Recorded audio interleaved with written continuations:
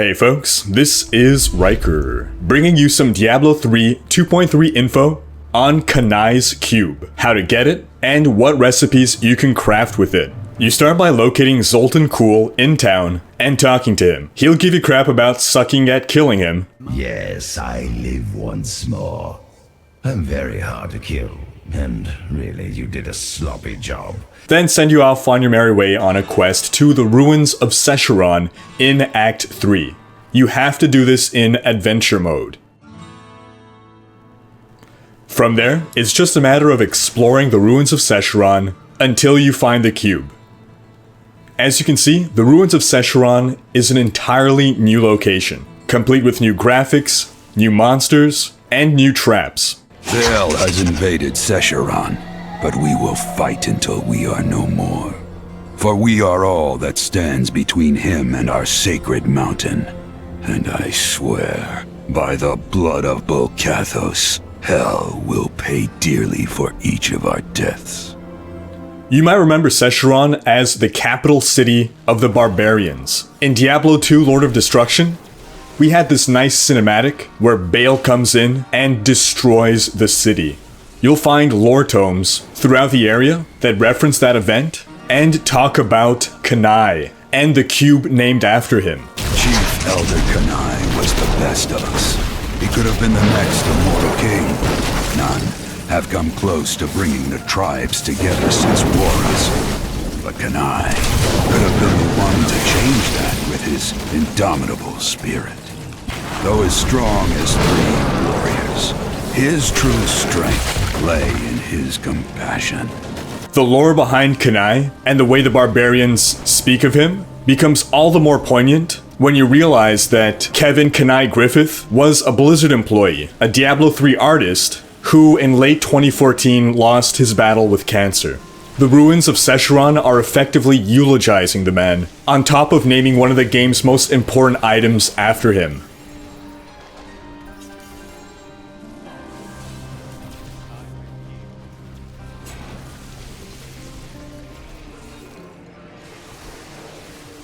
As you can see, there's some kind of Yeti monster that throws rolling snowballs at you.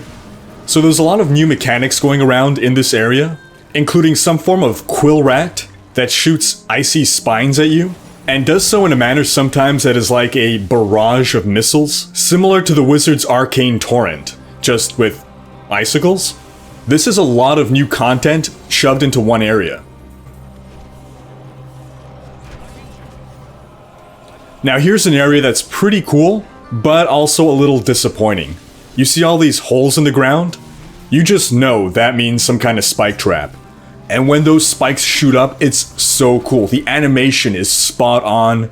The way they come up, everything about this, they just feel powerful. So now I'm gonna go kite some monsters over to see how strong they really are. Let's see how much damage we can do with these spikes. What? Oh. Basically nothing. So as you can see, it basically just tickled them. I had to start dealing my own damage in order to actually do something, but that's fine, you know, I guess you don't want the environment to be dealing the brunt of the damage. Maybe on normal difficulty, those spikes would actually do something, but as it stands, they'll basically be just like every other trap in the game, a novelty that you use a couple times for kicks, until you realize that there's no point. So now we're entering this area with these other traps. Now these traps are more impressive visually, and actually scarier. These are traps that you're going to need to actively avoid, because when they hit you, they're going to move you around, stun you a bit, and deal a little bit of damage as well. After I got hit a couple times, I became very cautious. But this is a trap that Blizzard got right. We really feel the impact. It feels heavy looking at it, hearing the sound of it, seeing it scrape across the ground, and when it hits you, you feel that weight. So at the end of the map, you'll find a doorway to the Elder Sanctum, and that's where you're gonna find the cube.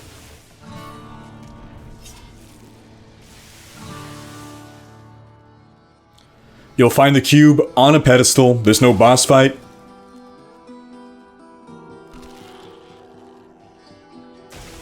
you'll see a spirit of a barbarian, of course wearing vile ward shoulders, because he's a charge barb, and he'll allow you to grab the cube. You'll get the cube, Cool will be happy, he'll insult the old Rhykker cube. They hid it away, even from me, and created a less powerful implement, the Rhykker cube, which they used for many years. And then you can start using it.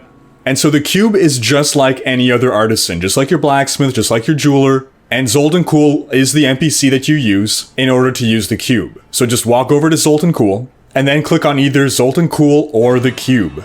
And then you can start looking through the recipes and using it. Unfortunately, right now the cube is located pretty far away from your stash, but I found that Act 1 probably has the closest distance between the cube and the stash if you find yourself carrying materials back and forth. Hopefully Blizzard will do something about this, either moving the two closer together or allowing us to access one of those windows while we're at the other. For instance, if you're at the cube, maybe we could press a button to open up our stash inventory, or while we're at our stash, press a button to open up our cube. As you can see, a lot of these recipes here require crafting materials that you're going to get by doing bounties. When you complete all the bounties in an act, you get a Rhykker cache, and within that cache you'll have a crafting material specific to that act. So straight on the cube, you can see what all the crafting recipes are, and the first recipe allows you to extract legendary powers from an item. And we've discussed this in previous videos. This allows you to remove a legendary power from a legendary item, and then you have it in your list forever.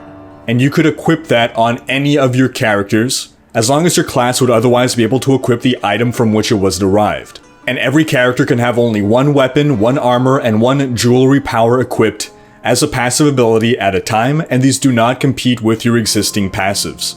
The next thing we can do with the cube is reforge a legendary item. This completely re-rolls it. So the item remains the same. If it's a witching hour, it'll still be a witching hour, but the chance for it to be ancient is reset. So again, you have a 10% chance for it to be ancient. So if you put an ancient item in there, odds are it won't be ancient once you re-roll it. Next we have upgrade rare item. This allows you to take a level 70 rare and turn it into a legendary. It'll roll as a randomized legendary of the same type. So if you put in a belt, you might get a witching hour, or you might get Blackthorn's belt. Next we have convert set item. This allows you to take one piece from a given set and turn it into a random piece from that same set.